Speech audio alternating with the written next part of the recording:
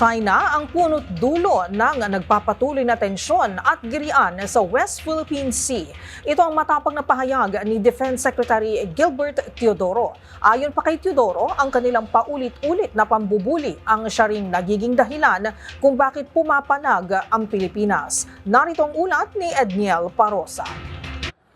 Isinisi ng Pilipinas sa mga ilegal na aksyon ng China kung bakit may tensyon sa West Philippine Sea at napupwersa itong ipagtanggol ang sarili. Sa isang panayam, sinabi ni Defense Secretary Gilbert Teodoro na napupwersa ang bansa na pumalag dahil sa pampabraso ng kabilang nasyon.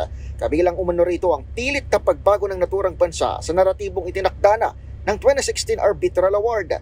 Gayun din, isinisi ni Teodoro sa 2017 Intelligence Law ng China kung bakit duda ang mga Pinoy sa mga Chino na nanatili sa Pilipinas. Mandato kasi ng batas na magsilbing agent ng Chinese Intel ang kahit anong kumpanya o kahit sinong mamamayan ng People's Republic of China.